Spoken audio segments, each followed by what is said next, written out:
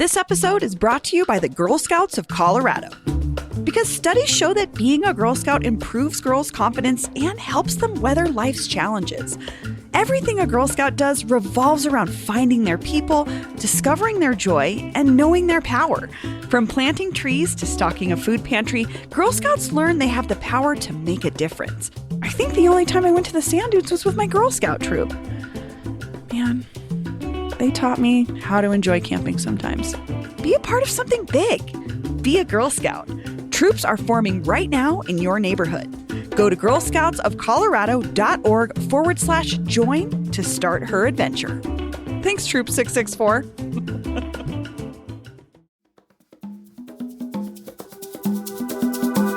Today on CityCast Denver. Diners, drive-ins, and dives return to Colorado this week. What was once the Park Tavern is getting a makeover yet again. And we have lots of opinions about dogs and restaurants. Paul and Peyton join me to round up this week's food news, plus our recommendations for your weekend plans. Today is Thursday, August 24th. I'm Bree Davies, and here's what Denver's talking about.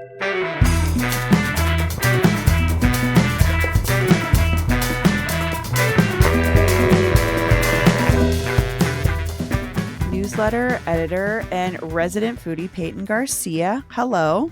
Hi, Bree. Producer Paul Caroli. Hi. Good morning, Bree. So we're doing something a little different today. We're going to talk about food news. Let's just dig in. What's going on in Denver's food scene right now, Pay? Yeah, so I want to preface with, if you guys subscribe to the newsletter, you know that every Thursday I have a segment called Food and Drink. And it's where I kind of trawl the interwebs, the local news sphere, and look for all of the food news that's happening, openings, closings, big changes, restaurant beef, restaurant drama, and I round it all up for you, and I give it to you in, dare I say, bite-sized chunks. Paul would love that. In the newsletter. I like it. So we decided we wanted to dig in a little bit more to this news. I don't like it anymore. I love it. I love it. I'm in. Paul, I'm all in. If we're going to go full on food puns, we're just going to keep rolling with it. We're going to lean into it. Let's do it. I picked a couple of pieces of news that piqued my interest. The first one was a piece from the Denver Post, written by Lily O'Neill, and it was about Guy Fieri. He didn't return to Colorado, but his crew did, because they did a checkup on two of the restaurants that were previously featured in Diners, Drive-Ins, and Dives, because I guess they wanted to do a follow-up, see how they were doing after the airing. And so they visited the Post Chicken and Beer. Nice. And Paravinci's Italian Bistro. So I don't know much about Paravinci's Italian Bistro, but I am a big fan of the Post. And what was interesting is both of those businesses said since Guy Fieri graced their presence, business is booming. Business is huge. When Guy visited the Post in 2017, they only had 2 locations. They now have 7 locations. And then similarly, he visited Paravinci's, which is in Colorado Springs, in 2015, and they said that they are quote unquote stupid busy. Wow. This place looks beautiful too. That goes to show how powerful Guy is. I mean, this show, I don't know. Do you all like this show? I love Diners, Drive-Ins, and Dives. I don't hate either. I despise really? it. Yeah. Oh, it's the one Food Network to me. It's just like, put it up while I'm waiting for the mechanic to do the car, and I'll just sit there for hours. I'll just watch it, and yeah. I find Guy to be so obnoxious. And you know what? I just don't get his whole thing. I love Food Network. I love a bunch of their shows. I'm a huge Bobby Flay fan. I love it. But he is... What is he even doing? He just goes to these restaurants, and it's a half hour. He stands next to the fryer. When I read this story, I got excited because I remembered that Guy's production company is based here. That's right. So I think that Denver is probably overrepresented on this show that has a lot of influence, that attracts a lot of business to these restaurants. And I think that's great. I mean, if we have this mix of the reality food or the reality TV programming production industry, and we have these restaurants worth showcasing, I feel like everybody wins here. I mean, it makes me happy, right? That these restaurants and these business owners, that they got featured and that their business is booming because of it. That makes me super, super happy. I'm just not personally a fan of Guy Fieri. I did look up an article. So this article is from iHeartRadio and they published it in 2021. So the numbers might be different. But according to this article, by 2021, he had appeared at 32 different Colorado restaurants on diners, drive-ins, and dives, including, gasp, Paul, Hops and Pie. Oh, yeah. See, but here's the thing. Is only okay. Guy shows up, he probably just like saying there, I just don't feel like I can trust him. He's going to say every restaurant is good, even though there's restaurants that we know aren't good. So he was can't trust him. His production company was out in Denver and Colorado Springs working their magic. These last couple. Okay. I mean, interesting. Good for those guys. That's really what's at the heart of this is, business is booming since Guy appeared, and that's good for them. That makes me happy. So let's talk a little bit about Park Hill Tavern. Or sorry, what's it called? Park Tavern. Thank you. Let's talk a little bit about I used to make that mistake all the time. I lived a block away. Yeah. This is it's not even Park Tavern anymore. It's like some new taco place, I think is what you're going to talk about. What's it called now, Peyton? So now it's called Locales Taco and Tequila Bar. Right. It was for like half a second called The Deck, and it was operated by a Phoenix-based group. But all the Westward article said is that venture didn't last long. I have no idea what they served there, what they did there. But the reason we bring it up is because Park Tavern was kind of a staple in the Cap Hill neighborhood. And it was there for 25 years. And I never dined at it. And Bree, that's kind of where I wanted to ask you what you knew about Park Tavern before we kind of talk a little bit about what's coming. Sure. So Park Tavern was like at 11th and Ogden. It's one of those, little commercial strips in the middle of the neighborhood. People might know it from Sexy Pizza was over there, Barracudas. It's now Ideal Market. It was a Whole Foods, it's a little commerce center. And Park Tavern was like a dive bar. What I found very surprising was reading up on it. It opened in 1996, and I started going there in like 2002. So it hadn't been open for that long, but it must have been born divey. It was one of those infamous, I don't even know if places do this anymore because it is like 2023, but they did $2 you call it's. They had these they had a token thing, like buy one, get a token, come back, kind of thing, like a buy one, get one deal. It was just a place to get a drink after work, get a drink in the neighborhood, or go get smashed before you went and did something else. Paul, had you ever been to Park Tavern? Yes, actually, this was one of my places. When I first moved here, this was a place I went a few times. Actually, the very closest I ever got to buying Bitcoin was late at night at the Park Tavern, sitting with some tech guys who made a very persuasive case when I had a few too many drinks. Fortunately, I didn't do it. But I don't know. I mean, this place has never been the same since the Park Tavern people renovated it and turned it into this more of like a sports bar vibe. It in had like a cool 2017. Rooftop, 2017. It had a cool rooftop patio, or it seemed cool. I always just thought it should have been. It was never as busy as I thought it was going to be.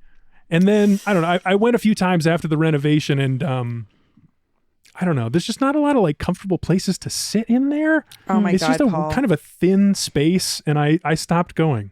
Well, now it's getting its second chance with this new group that's coming in with this taco and tequila bar. And what I thought was heartwarming is in the Westward article written by Gina Parker, they really, really want to honor the original Park Tavern. So they're even bringing back the BOGO happy hour drink chips. Yes.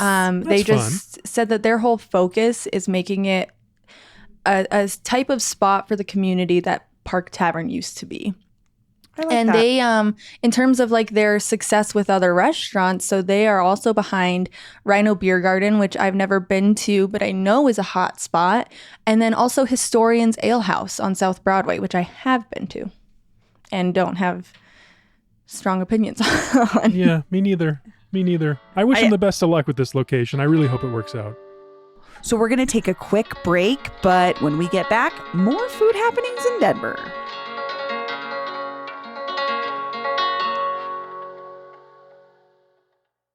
Well, the last thing that I wanted to ask you about is dogs in restaurants.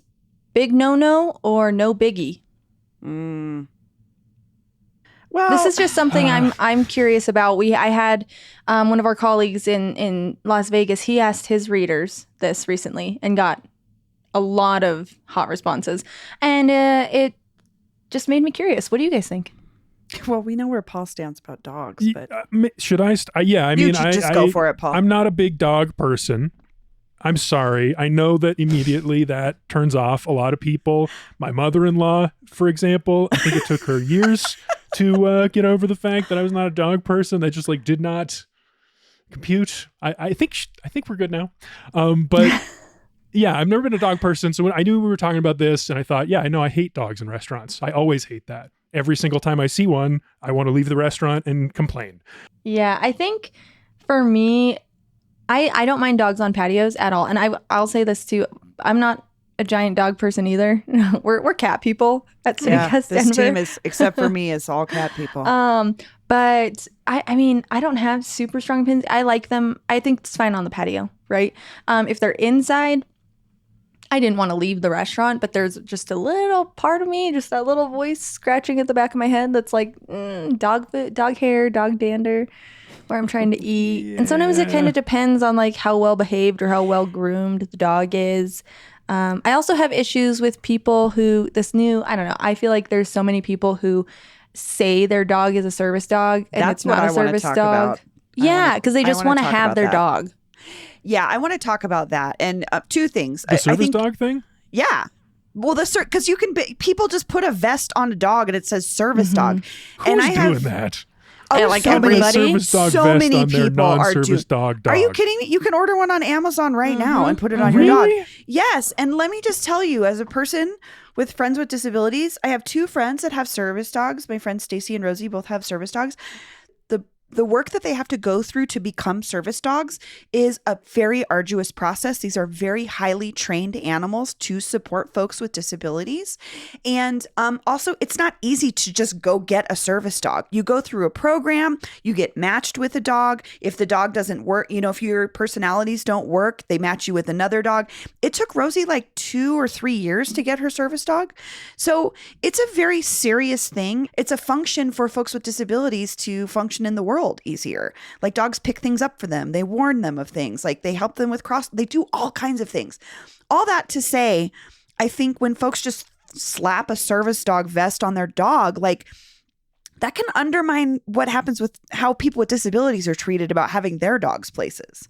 Because people are I don't want dogs in here. You know what I mean? And yeah, you get one ill-behaved quote unquote service dog, and it ruins it for everyone else. I mean, for people that actually need it. I've been even on patios where there's dogs that are in a service vest and they just sit there and they bark the whole time. And it's come on, you're ruining everybody's meal here. Yeah. Or they're begging for food. I had no idea this was such a big issue. Oh, it totally is. People disguising their dogs as service dogs. Yeah, that's abominable. I see it all the time. Behavior. Where it's I totally agree. This is wrong. Well, to me, it's also just speaks to the fact that they're not, they don't interact with the disability community at all, because this is it's a serious thing for folks with disabilities, and it undermines what they go through every day.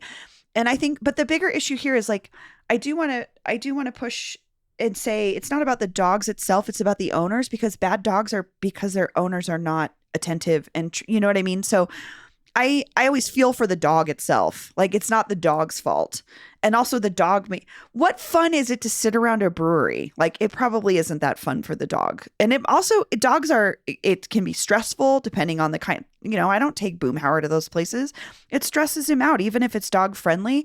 So I think what you're experiencing too, Pay, with these other dogs is they're stressed out. And so I think it's not only a disservice to folks with disabilities who utilize service dogs, it's just not nice a lot of times for your own dog. So I'm with you guys. I think service dogs are fine, and I really wish people would respect what an actual service dog is. Totally. But I think we know this is going to be open for debate. So if you're listening and you have an opinion about dogs in restaurants, let us know. Give us a call on the Dogs in Restaurants hotline, 720-500-5418. Let us know what you think. So on Fridays, we used to do the CityCast Denver maybe for your weekend, where Peyton would recommend things to do over the weekend. And I think we realized that folks want a little bit more advance notice. So we're still doing the CityCast Denver maybe for your weekend, but we're recommending it now on Thursday so you can get a little planning in. And also, I think sometimes there's really cool stuff happening on Friday and you want to know a little bit in advance. So we are going to go through a couple ideas of things that Peyton has come across, cool events happening this weekend, and we will pick our CityCast Denver official maybe, as in maybe you'll see us there. And then, as always, every day in the newsletter, Peyton shares events. So if you want more, if you want to know about more that's going on, you can subscribe to the Hey Denver newsletter. We'll put that link in the show notes. Peyton, let's get started. What do you got for us? Okay, to kick us off, I've got a little theater planned. Happening Friday, Saturday, and Sunday is Shakespeare in the Wild. So that's a nonprofit theater company that wants to make Shakespeare more accessible to everybody. Paul, you're chuckling. Why are you laughing, Paul? This is so funny to me because earlier this summer I went to a show of Shakespeare in the Parking Lot at my local park where right. Megan and I went over early and we were like, why are you setting up in the parking lot? Obviously, you should be just in the nice grass and the shade. We brought a picnic. That's what this is for. So I'm a little bit like, what wild? What's the wild? What do you mean by wild? Is that the best place for a play? Like, let's talk about like where would be the ideal place for Shakespeare. So It does say it's at a park. It's at a park in Centennial. I cannot confirm whether they're going to be in the grass, but I can tell you that they're performing As You Like It, which is promised to be a, quote, hilarious spectacle of gender-bending buffoonery and tomfoolery. Okay. I mean, that's a good one. That's one of the good Shakespeare's. Yeah. I don't know Bill Shakespeare very well, so. Yeah, I literally had to look up As You Like It to make sure it was a Shakespeare play because it's one of the comedies. It's a fun one. That's good. That's fun. Cool. Well, okay. All right, moving on. Saturday, beginning at noon and running all night into the AM, is Shine Music Festival. So are you familiar with Shine Music, Bree? I'm not. All right. So it's a nonprofit organization that's committed to growing inclusion and accessibility in the local music scene.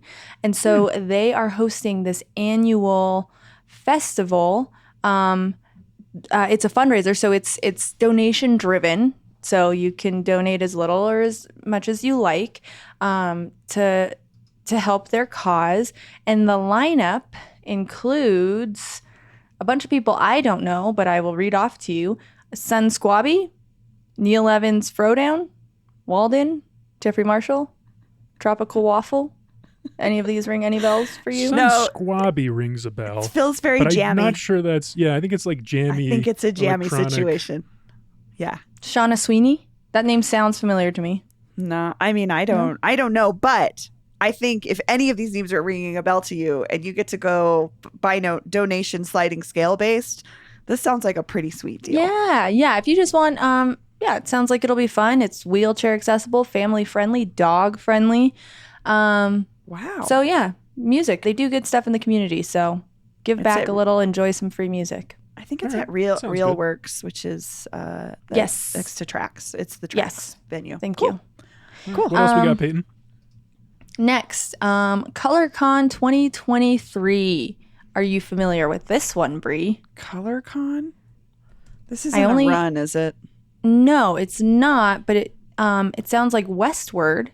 Our friends at Westward are kind of partnering with it. Yes, it's a music and mural festival. And this year, for the first time, it's going to be held in the Westward parking lot. So where Westward is on like 12th and Lincoln it's kind of surrounded by big walls.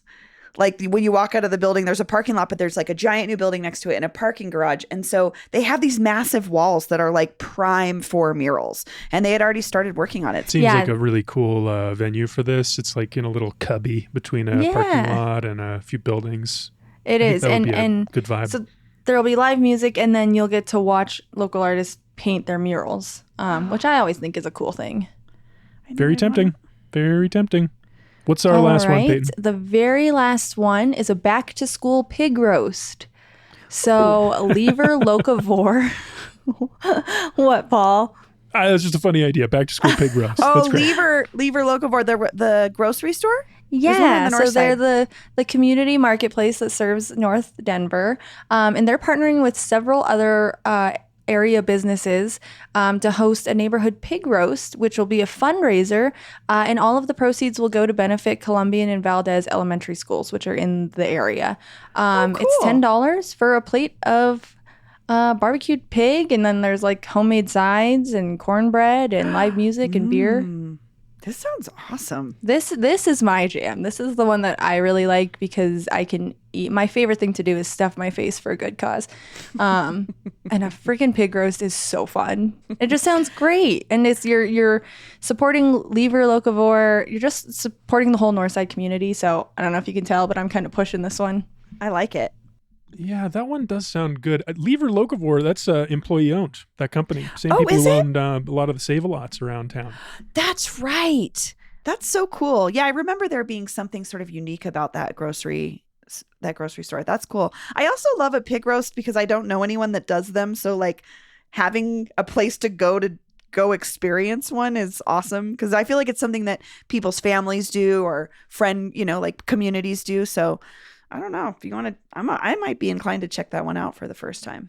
That sounds cool. All right. So we got the pig roast. We got the music and murals. Oh, Color Con. That one sounds really great. The Shine Music Festival with Sun Squabby for a cause, and Shakespeare in the Wild. Shakespeare somewhere. Shakespeare somewhere. And also the pig roast is a fundraiser for schools on the north side. Yeah, I'm really into that one. I know, me feels too. like the right one. I love it. Okay, so there you have it. That's our official CityCast Denver maybe for your upcoming weekend, the Back to School Pig Roast fundraiser. But there's way more where that came from. Peyton's got plenty of recommendations in our newsletter, Hey Denver, which you can subscribe to right now at denver.citycast.fm. Peyton, Paul, thank you so much. Yeah, this was delicious for you. No food pun from you, Paul? I'm thinking desperately.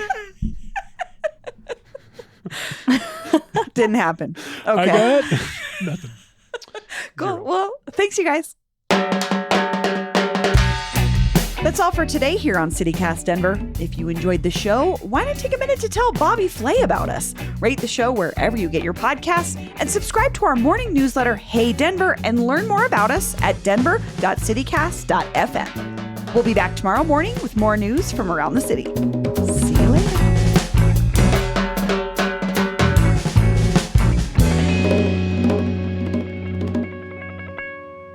later. Please take my catalytic converter. It's fine.